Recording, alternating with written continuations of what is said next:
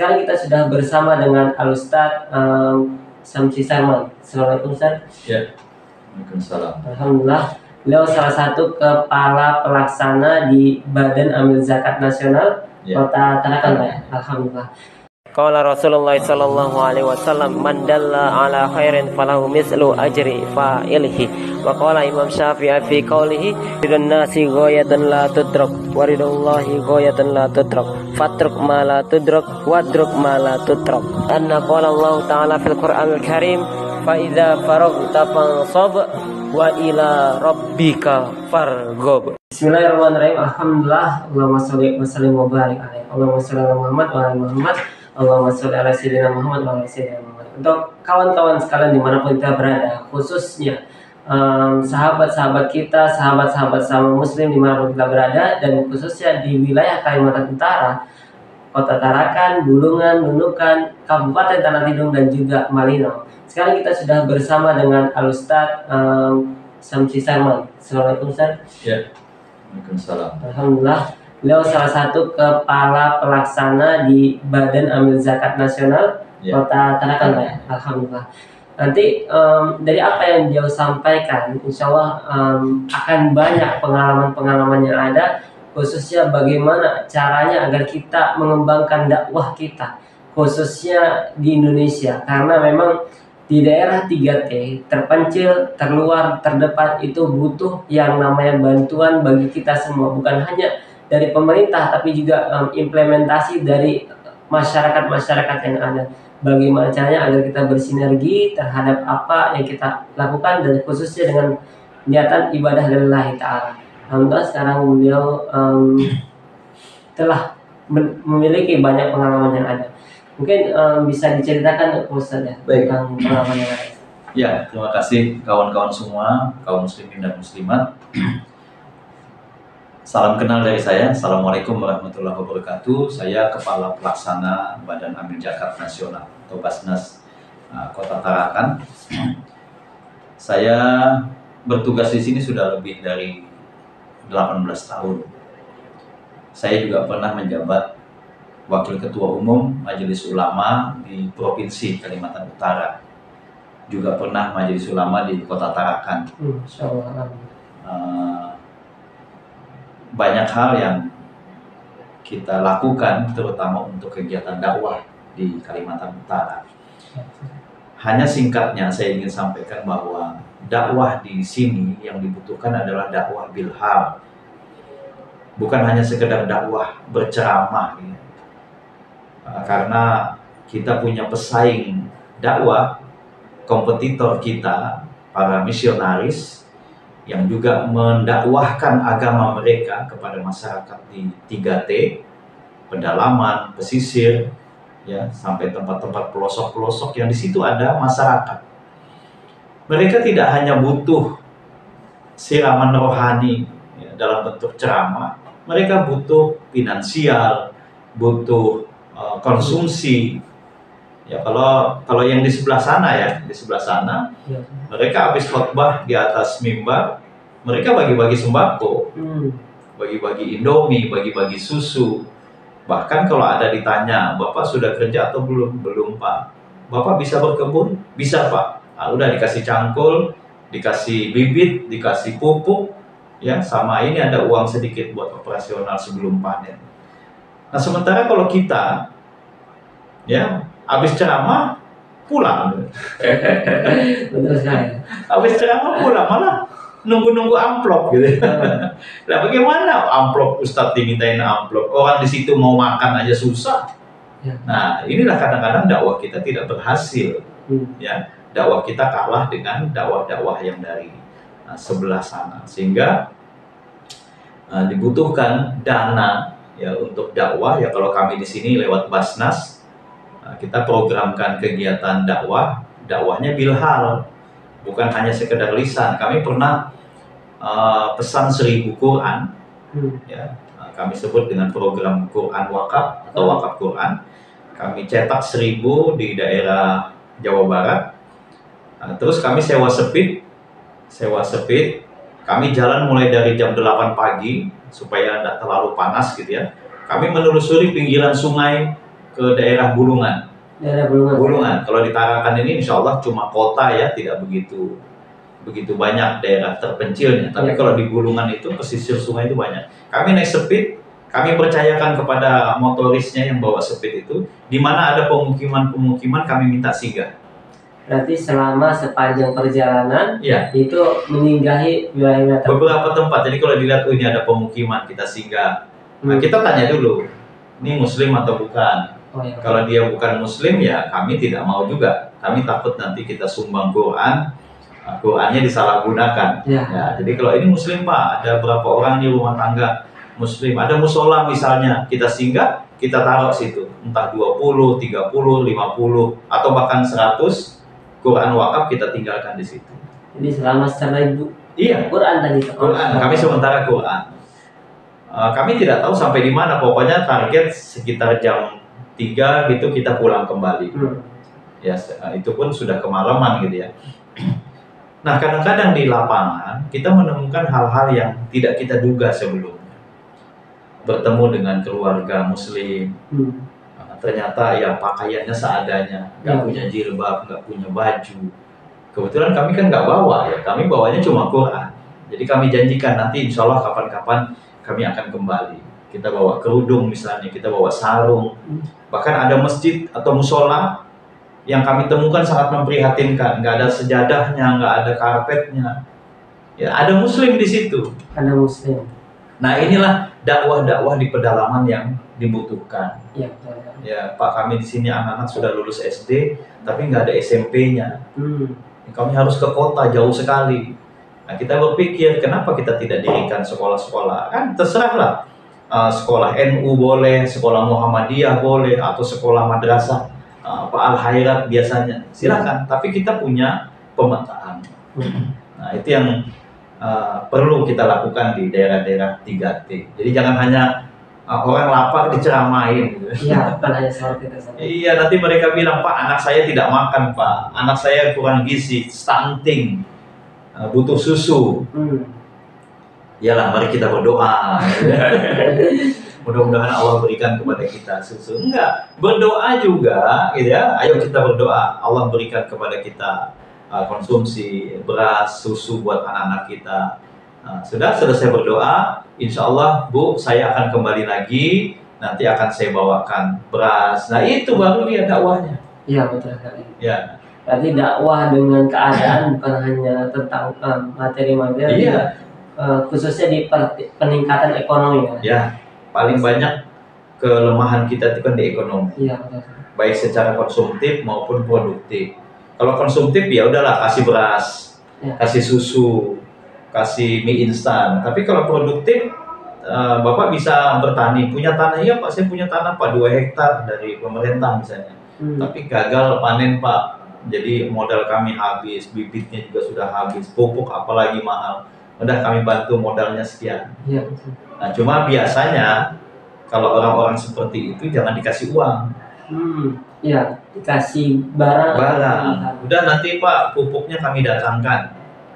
Ya, nanti masalah bibitnya akan kami belikan. Ini bibit jagung 2 kantongan gitu kan, Bapak tanam 2 hektar cukup itu. Nanti pupuknya kami kirim, begitu. Kalau dikasih uang, kadang-kadang ya ada juga yang disalahgunakan. Disalahgunakan dan juga uang bisa habis. Bisa habis, apalagi dia musim handphone ya. Nah, dia beli handphone baru. Ya, kemudian ya namanya dia tinggal di desa, mungkin dia butuh sepeda motor, dia beli sepeda motor. Padahal sepeda motornya tidak ada hubungannya dengan usaha ekonominya. Kalau tadi kita kasih sepeda motor, kemudian dia jadi Maxim, jadi Gojek, jadi Grab, nah itu produktif. Ya kan? Produktif, bisa menghidupi ekonomi rumah tangganya. Nah, ini hal-hal yang saya kira banyak mungkin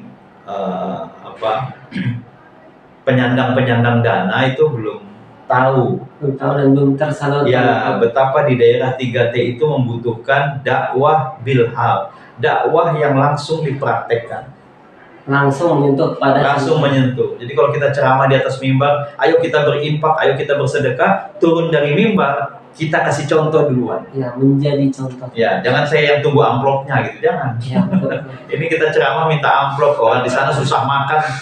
jangan ditunggu amplopnya gitu. Ya. Saya sudah biasa di sini ke daerah pedalaman Sekatak misalnya ya, itu speed ke sana itu 2 jam lebih, sekitar 300.000. Kalau PP ya 600.000. Kadang-kadang karena tidak ada penumpang, kita harus charter sampai 1 juta lebih. Itu uang kita. Uang kita, jangan harap panitia mengundang kita, jangan. Uang kita biayai sendiri. Di sana kita tidak usah membebankan orang lain. Tolong tunjukkan kalau di masjid ini ada tempat istirahat, saya biar 2 malam tidur di masjid. Nanti makan saya cari sendiri. Jadi jangan kita menjadi pendakwah di daerah 3T, kita merasa kita dilayani. Jangan, dakwahnya nggak begitu. Ya maaf, saya selalu bandingkan dengan saudara kita di sebelah. Ya. Saudara kita di sebelah itu naik pesawat. Bukan speed, bukan sepeda motor, naik pesawat. Mereka pakai pesawat yang mini itu ya, turun gitu. Saya pernah suatu ketika satu pesawat dengan pendakwah mereka. Saya turun, itu rohaniawannya juga turun. Di bawah pesawat itu saya lihat anak-anak kecil. Anak-anak kecil bergerombol, saya nggak tahu agamanya apa. Dia gerombol menyambut si rohaniawan tadi. Begitu dia turun, saya perhatikan, saya kan di belakangnya. Begitu dia turun, ini anak-anak berebut nyalamin dia. Saya nggak disalamin. Nyalamin dia. Ternyata apa? Itu si bapak, si rohaniawan sudah siap satu kantongan permen. Oh, permen. Permen coklat, dan itu anak-anak sudah tahu. Karena ini sudah bolak-balik rupanya dia ke situ. Begitu dia turun, dia sudah siapkan tas kantongan kecil, dia pagi nih permen coklat. Anak-anak bergembira, senang sekali, dituntun dibawa ke pinggir bandara itu. Ada enggak kita yang kayak begitu? Ya. Nah, saya tadi saudara dari BPKH ya, berharap sekali kalau misalnya dana yang ada di haji itu yang disalurkan lewat BPKH ya, sekian triliun gitu ya, buat keuangan haji. Nah itu dengan program Dai Kemaslahatan, saya berharap bisa itu yang dilakukan. Saya siap bantu memfasilitasi daerah-daerah mana yang bisa kita masuk. Ya, terjun ke sana berdakwah, bawa modal. Ya, bawa beras sekian ton. Kalau Idul Kurban kita bawa sapi. Saya pernah juga di sana. Saya datang bawa uang, saya beli sapi di situ karena di situ lebih murah kan. Ya, betul. Sapinya dipelihara oleh masyarakat. Saya bawa 15 juta. Saya minta sama takmir masjid, tolong carikan uang saya 15 juta bisa dapat sapi satu. Oh bisa Pak, sini. Udah dapat sapi. Habis khotbah Idul Adha, saya sampaikan, ini tolong sapi dari saya buat masyarakat di sini, silahkan dipotong, silahkan dibagi. Silahkan dipotong. Ibaratnya ketika kita berdakwah, kita harus menjadi contoh terlebih. Jadi contoh, dipraktekkan itu ucapannya Ustadz tadi. Iya betul. Ya, jangan saya habis khotbah Idul Adha, terus nanti minta amplop sama tiket pulang gitu. Jangan, tiketnya kita yang bayar. Iya. Ya. Kemudian kita bawakan 1 ekor sapi untuk dipotong. Senang sekali Pak. Ya, kata mereka, Pak, kami selama ini cuma bisa motong kambing, itu pun kalau ada. Nah, begitu kita kasih 1 sapi, luar biasa. Padahal 15 juta itu kalau kita cari-cari di kota nggak susah. Iya. Ya, uang 15 juta saya telepon teman-teman aja. Tolong bantu saya mau ke desa ini, saya mau beli 1 ekor sapi. Siapa yang mau sanggup? Oh saya Pak sekian, saya sekian. 15 juta terkumpul. Ya. Nah, apalagi kalau BPKH yang uangnya ratusan triliun kan? Wah itu kecil itu. Nah, dakwah-dakwah seperti itu yang kami butuhkan di Kaltara. Berarti untuk dakwah yang dibutuhkan saat ini, Pak Ustadz, dari apa yang Ustadz sampaikan, dakwah dengan keadaan ketika kita berdakwah bukan hanya menyampaikan ilmu, tapi juga menyampaikan tentang keadaan. Dakwah bilhal yang produktif, meningkatkan ekonomi dan solutif. Ya. Jadi produktifnya itu ya dari aspek ekonomi bisa terselesaikan, kita kasih pemberdayaan. Tidak juga kita kasih uang tunai gitu kan, itu tidak mendidik namanya. Tapi produktif. Di sini butuhnya apa? Bibit padi, bibit jagung, atau mungkin hortikultura, ya, atau mesin produksi. Ya, kami di sini banyak singkong Pak, banyak ubi. Tapi kami nggak tahu bagaimana diapain ya ubi, busuk-busuk begitu aja. Kasih alatnya, kasih mesinnya. Ya, nah itu tadi saya bilang solutif. apa yang jadi persoalan masyarakat di situ? Kita datang menyelesaikan masalah. Ya, menyelesaikan masalah. Kalau ustadz cuma datang ceramah, ini ustadz bawa masalah. Apalagi ustadznya dikit-dikit bid'ah, sesat, masuk neraka. Wah, repot itu. Di pedalaman itu saya banyak temukan, dia sudah muslim, sudah mualaf, masuk Islam, tapi dia masih makan babi, masih minum gitu ya. Ya nggak bisa langsung ujuk-ujuk haram masuk neraka, nggak bisa. Karena pengetahuannya memang sebatas itu. Karena tadi saya bilang dai yang masuk ke situ jarang sekali. Dulu dari salah satu organisasi pernah mengirim dai 2 tahun misalnya dikontrak, gitu kan? Tapi dai ini kadang-kadang begitu dia kontraknya selesai dia pulang tidak ada penggantinya. Padahal kan mestinya sebelum ini pulang penggantinya masuk dulu.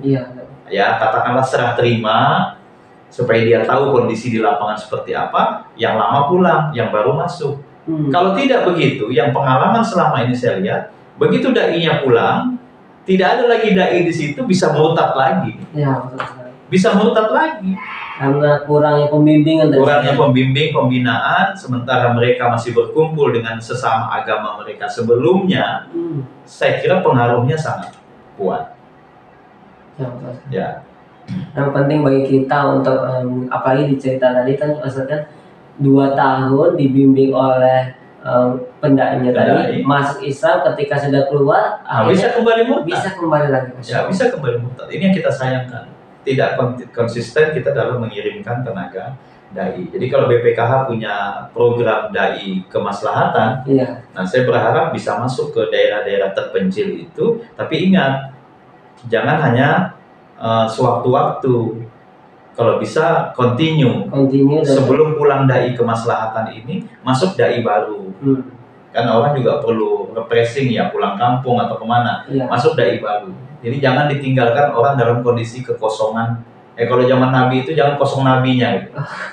Ya, jadi sebelum kayak Nabi Isa dengan Nabi Muhammad kan terlalu jauh. Ada zaman jauh sekali kan, 400 tahunan ya kalau nggak salah ya.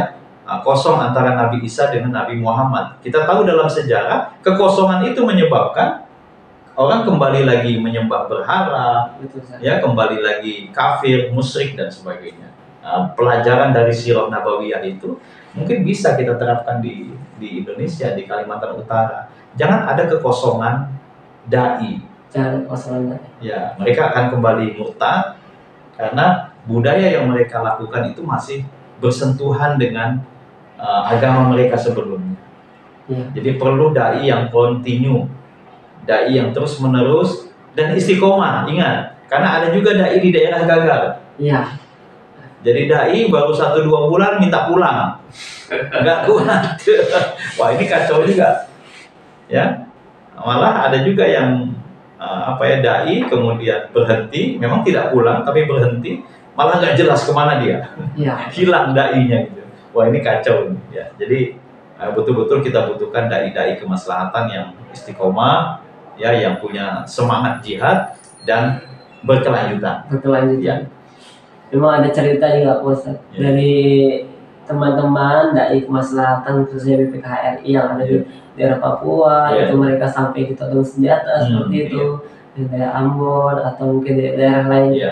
Itu cerita-cerita yang luar biasa. Kalau di sini insya Allah sepanjang pengalaman yang saya lihat ya, beberapa dai yang sudah masuk ke pedalaman itu nggak akan sampai seperti itu.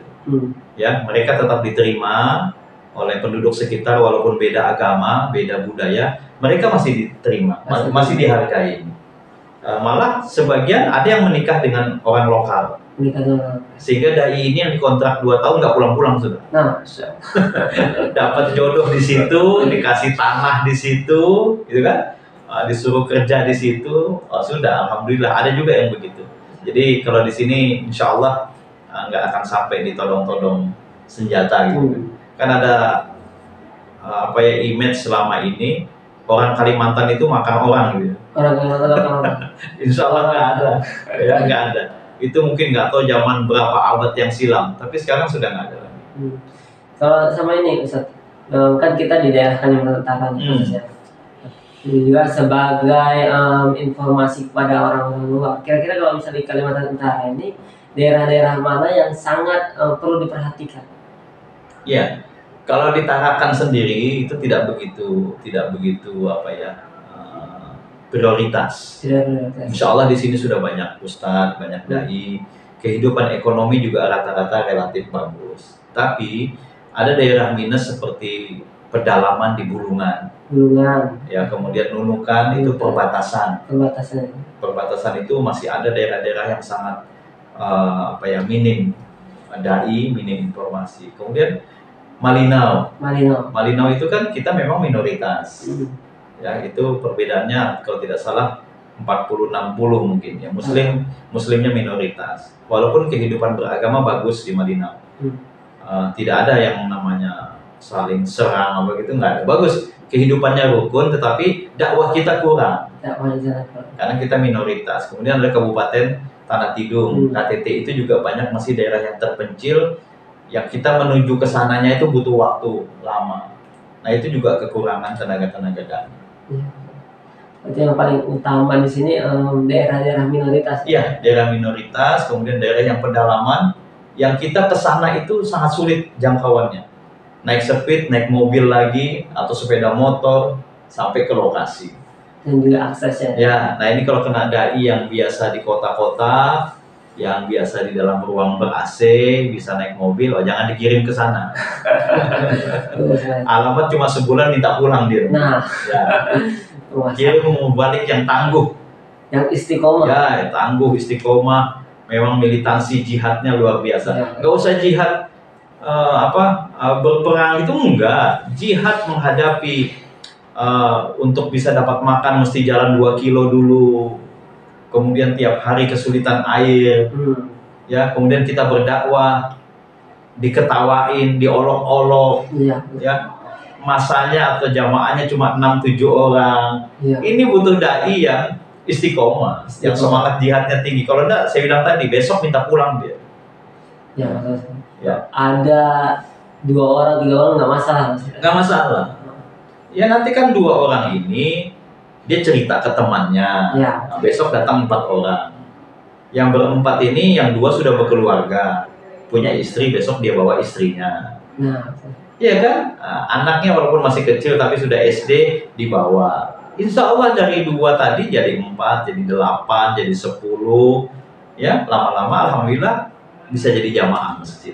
Masjid yang tadinya kosong sudah dibangun, nggak dipakai, pelan-pelan bisa jamaah. Yang penting tadi itu ya catatannya, dai-nya continue. Jamaah sudah mulai tumbuh, ada 10-20 jamaah, dai-nya pulang. Nah, itu ya masalahnya. Karena habis kontrak kan? Iya, betul. Habis kontrak pulang dia, ini yang 20 orang ngisi masjid, hilang lagi nanti. Belum sempat tuntas terbina. Kecuali dari 20 jamaah itu kita sudah bisa menerbitkan, melahirkan 1 orang imam. Bacaannya sudah mulai bagus ya, nggak usah kayak Qori lah, yang penting sudah bisa bagus, sudah bisa jadi imam, sudah pelan-pelan bisa jadi khatib, mungkin bisa. Ini belum selesai sudah ditinggal sama dai kemaslahatan, ya kembali lagi. Ya, itu catatan pentingnya di situ. Apalagi yang tadi cerita tentang mu'alaf ya, Ustaz. Iya. Mu'alaf yang tadinya sudah masuk Islam karena kurang pembinaan lagi. Dan itu banyak sekali. Banyak sekali. Kami dari Basnas punya program, tapi ya tadi itu keterbatasan kami adalah kekurangan dana. Kami kumpulkan mu'alaf seminggu 2 kali, biasanya ngaji, belajar ibadah. Ada ustadz-ustadz yang kami berikan honor. Ya, kita berikan honor, dan tidak besar juga honornya, paling 500.000. Iya, kasihan juga ustadz kalau cuma 500 kan, dia punya istri, punya anak, jadi susah juga untuk konsen. Tapi ya kami juga keterbatasan. Dan itu selama sepanjang masa ya. Sepanjang masa. Iya. Nah, kadang-kadang ustadznya nggak tahan, pindah, ya kita cari ustadz yang lain. Ya seperti itu. Jadi ada, sementara kami bikin kelompok-kelompok pengajian yang honor ustadznya itu dibayar oleh Basnas. Ya, walaupun dengan keterbatasan. Kami punya program pembinaan mu'alaf, MTQ Mu'alaf. MTQ Mu'alaf. Nggak ada di Indonesia. Musabaqah tilawah Al-Quran khusus mu'alaf. Oh iya. Di Indonesia baru ada 1 di Tarakan. Ya, dan sudah di Kalimantan Utara sudah kita kembangkan. Jadi sudah ada MTQ tingkat provinsi. Jadi di tingkat kota mereka bertanding, juara-juaranya main di tingkat provinsi. Ada juara 1, juara 2. Ya, jadi jangan dibayangkan ngajinya itu kayak ngaji Korea nasional, itu jangan bayangkan. Oh, dia bisa baca ngaji aja kok. A'udzubillahi minasyaitonirrajim. Bismillahirrahmanirrahim gitu ya. Dia baca misalnya watin gitu ya, watin, wazaitun, itu aja dilombakan. Udah untuk memotivasi mu'alaf kita agar bisa berkembang lebih. Ya, dia lebih semangat belajar karena ada MTQ-nya katanya. Dan MTQ itu khusus mu'alaf, tidak boleh yang bukan mu'alaf. Ya, karena kan saingannya jauh ya. Ya, kemudian kami punya pesantren kilat setiap bulan Ramadan. Setiap bulan Ramadan. 3 hari 2 malam. Jadi Bapak Ibu ini yang mu'alaf menginap 2 malam. 3 hari kita isi dengan kegiatan-kegiatan pesantren Ramadan. Ada ibadah, kemudian ceramah-ceramah, mereka latihan ceramah, latihan berdakwah. Karena kami punya pembinaan dulu sempat ikut di Ustadz Nababan. Ustadz Nababan dari Bogor ya kalau nggak salah ya. Ini mu'alaf kan yang kemudian punya pondok pesantren di Bogor. Beliau menyampaikan konsep berdakwah kepada mu'alaf, kepada non-muslim itu paling efektif dilakukan oleh mantan orang mereka gitu. Jadi kalau sudah mu'alaf kita bina, itu efektif menjadi dai bagi sesama mereka. Kenapa? Karena mereka sudah tahu ini gaya hidupnya. Sama-sama makan babi dulu, sama-sama ke tempat ibadah mereka, gitu kan? Nah, berdakwahnya enak. Dulu kan agama kita gini Pak, Bu, dulu kan Tuhan kita begini. Sekarang kita sudah Islam, Tuhan kita sekarang begini. Itu mudah dakwahnya, karena bahasanya bahasa sesama mereka. Iya, betul. Nah, makanya dalam pesantren kilat itu kami lakukan selain praktek ibadah, belajar ibadah, juga kita latih belajar berdakwah. Supaya nanti mereka mendakwahi sesama mereka. Iya. Berarti buat program di mana para mu'alaf ini dibimbing untuk mereka berdakwah lagi. Iya, betul. Kalau untuk saat ini mungkin yang terkenal ya Ustadz Fleksial, iya. Kemudian ada Ustadz Muhammad Muslim, itu yang terkenal saat ini. Nah, Ustadz itu kan bagus kalau dia bisa datang ke daerah-daerah. Iya. Nah, cuma dengan catatan, jangan juga membebani biaya operasionalnya. Iya. Ini Ustadz datang harus tiket PP, ada timnya biasanya kan, ada timnya, kemudian nginapnya harus di hotel begini-begini. Nah, kita tidak sanggup juga biayain. Iya. Ya, seperti itu. Karena itu alhamdulillah dari apa yang kita dapatkan hari ini mungkin bisa jadikan insight buat kita semua, khususnya kalau dalam dunia berdakwah bukan hanya di antara kalangan kita saja, tapi juga mendakwahkan kepada khususnya kepada saudara-saudara kita yang belum mendapatkan hidayah. Oke, alhamdulillah mungkin kira-kira selain dari kreatif dan juga solusi dari itu semua kan, kalau misalnya kita lihat tadi kayak rohaniawan sebelah itu dia datang ke wilayah terpencil dan membawa sesuatu kayak permen atau mungkin sembako. Jadi memang yang paling dibutuhkan saat ini adalah dana umat. Kalau zaman Rasulullah itu baitul mal. Kalau kita sekarang adalah dana umat. Bagaimana kita bisa menghimpun dana umat? Kalau kami di sini dari JIS ya, zakat, infak, sedekah, itu bisa kita fungsikan untuk pembinaan dakwah. Nah, itu yang saya lihat masih minim. Iya, masih minim sekali. Ustadz datang kemana-mana cuma sekedar ceramah. Mestinya kan ketika dia turun dari mimbar, setelah dia ceramah, pentingnya berbagi, pentingnya berinfak, bersedekah, Ustadznya berinfak. Iya. Ya, ketika masjid yang dia tempat ceramah itu atapnya bocor, karpetnya sudah pada usang gitu ya, udah rusak, maka Ustadz itu habis turun dari ceramah, nanti ini karpetnya insya Allah saya ganti, nanti saya pulang dulu, nanti akan ada orang yang saya tugaskan untuk mengirim ambal, tolong nanti diganti, ini berapa sap ini akan saya sumbang semua. Nah, itu uangnya dari mana? Nah, ya, kalau Ustadznya juga susah.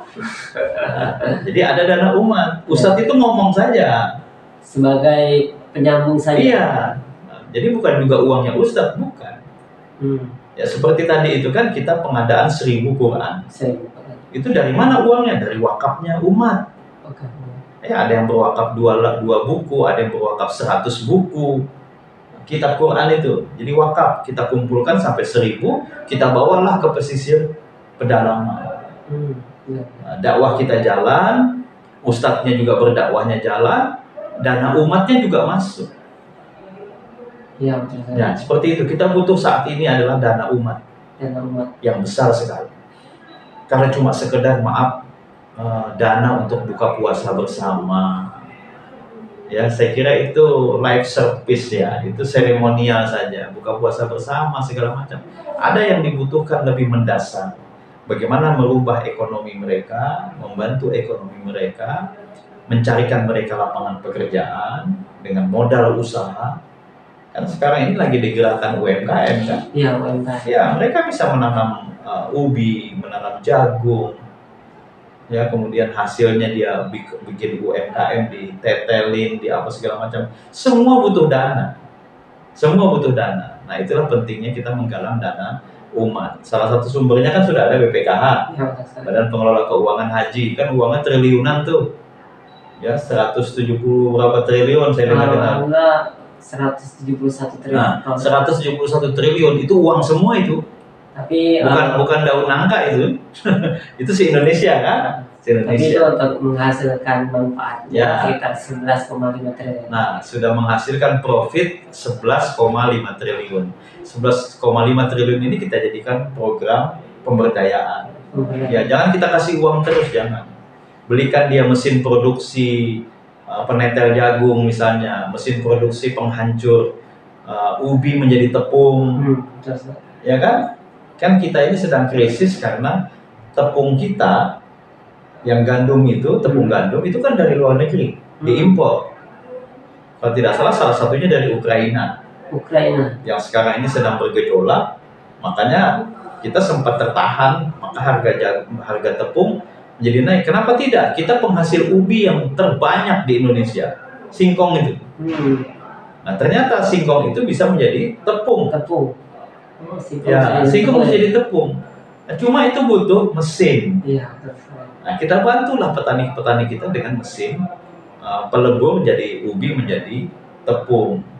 Nah, sehingga pelan-pelan di daerah kita ganti, jangan pakai tepung gandum lagi, pakai tepung ubi.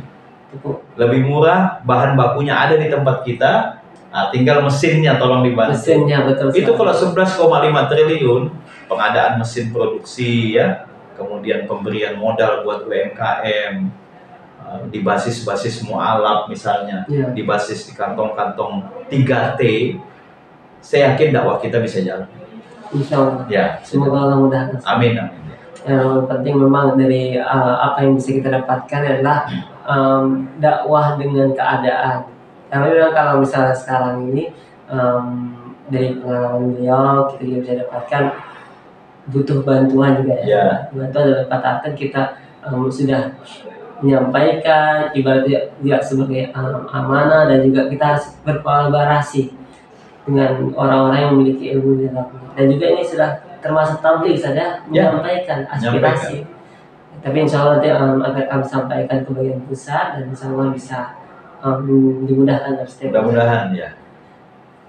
Kira-kira ada nggak saja sepatah dua kata atau mungkin saran dan nasihat buat kami agar bisa dakwah ini bisa berkelanjutan, dan juga khususnya di wilayah mualaf dan 3T tadi. Iya.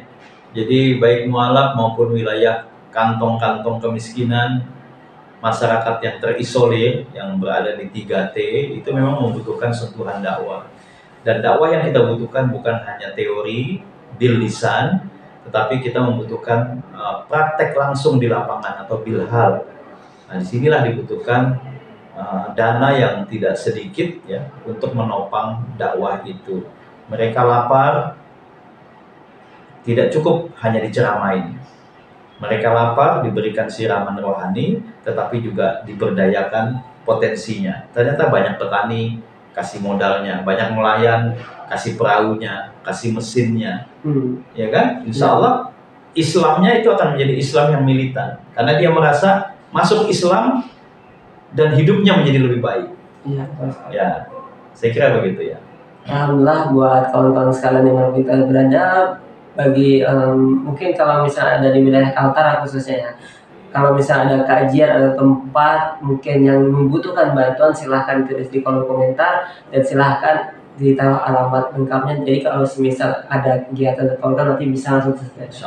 Kemudian kalau misalnya untuk sahabat-sahabat kita Islam dimanapun kita berada, ingin menyumbangkan tentang zakatnya, sedekahnya, infaknya yang sebesar 2,5%, nanti bisa ke Basnas, kemudian Lazisnu, Lasnas BPA atau Las Persis dan Lasnas lainnya, itu nanti agar bisa meningkatkan perekonomian dan juga kestabilan di dalam kehidupan kita. Bahwasanya kita memiliki saudara-saudara yang membutuhkan bantuan.